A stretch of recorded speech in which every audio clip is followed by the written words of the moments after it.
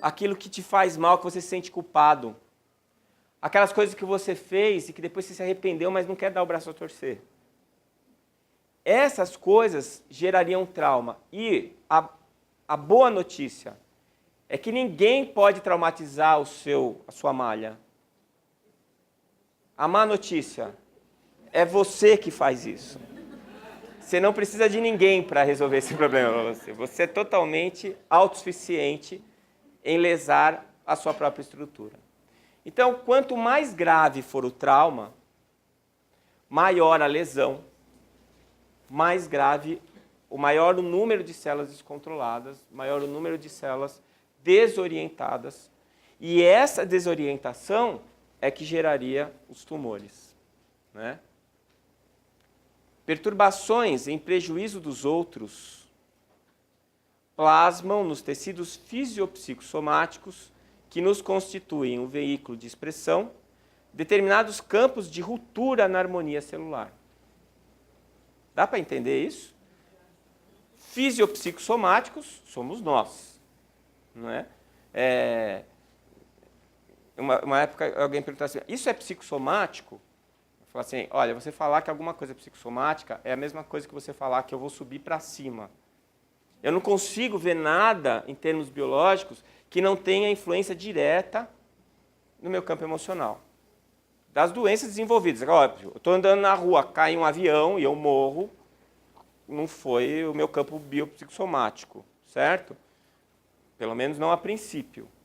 Tá? Então, existe uma correlação. Eu não estou radicalizando. Isso aqui não é só isso.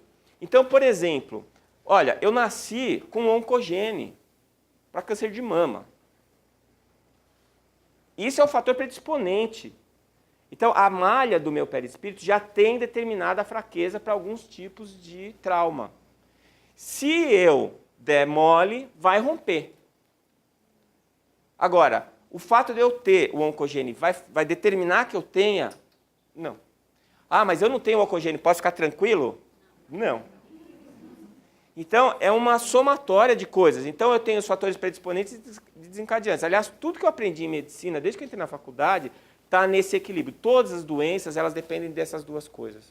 Eu tenho que ter os desencadeantes, os predisponentes e os desencadeantes. Então, se eu não tenho predisponente, o desencadeante tem que ser muito forte. Se eu tenho um predisponente muito importante, o desencadeante às vezes é uma bobagem, que o outro tira de letra. Eu lembro uma vez um paciente que eu estava tratando no consultório com cirrose alcoólica, ele falava, mas doutor, tem amigo meu que bebe o dobro, o triplo do que eu bebo e não está com cirrose. E eu tô? Falei, pois é, meu amigo. Se todo mundo fosse igual, não precisava de médico. Qualquer computador resolvia a parada. Não é? Então vejam vocês que esse equilíbrio de coisas, fatores ambientais, não é? Então você vive lá em Cubatão, embaixo da chaminé de uma indústria que solta um poluente que é altamente oncogênico. Puxa vida, você está tomando banho de fator desencadeante todo dia. Ah, mas o Décio falou que é o espírito que provoca. Gente, quem é que passa um dia na vida sem dar umas boas palmadas no seu perispírito, ou não? Quantas vezes a gente deseja o mal para o outro, quantas vezes a gente se vinga do outro? No trânsito. Você sai daqui ali, o cara passa na tua frente, ele não viu, você já quer, se você pudesse passar por cima dele, quantas vezes dá vontade? Se eu tivesse um daqueles tratores americanos, eu ia passar por cima desse cara. Bom, ele nem viu você, o perispírito dele está tranquilão. Agora, o seu tomou um soco. Então, se eu chego em casa e tem um monte de fator, de substância oncogênica lá, mas o meu soco, pronto. Deu para entender? Então, assim, não dá para radicalizar porque não existe isso. São vários fatores agindo ao mesmo tempo.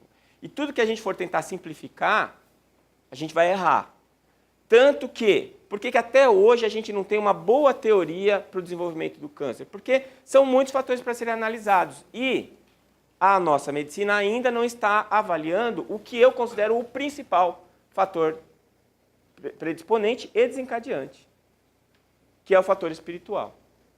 Tá? Desarticulado, pois, o trabalho sinérgico das células, nesse ou naquele tecido, aí se interpõem as unidades mórbidas, quais as do câncer.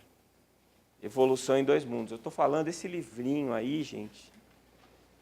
A gente ainda vai discutir ele em faculdade de medicina, vai ser livro-texto. Não é? Vejam vocês. Então, olha, o André Luiz, ele já vislumbrou isso. Então, vocês vejam que a teoria não é minha. Não é? Mas quando eu li o texto, eu entendi dessa maneira. Né? Fisiopatologia. Quem age sobre o perispírito é a alma, e ninguém mais. Assim, se houver lesão no perispírito, é porque houve ação da alma sobre ele como uma autoflagelação.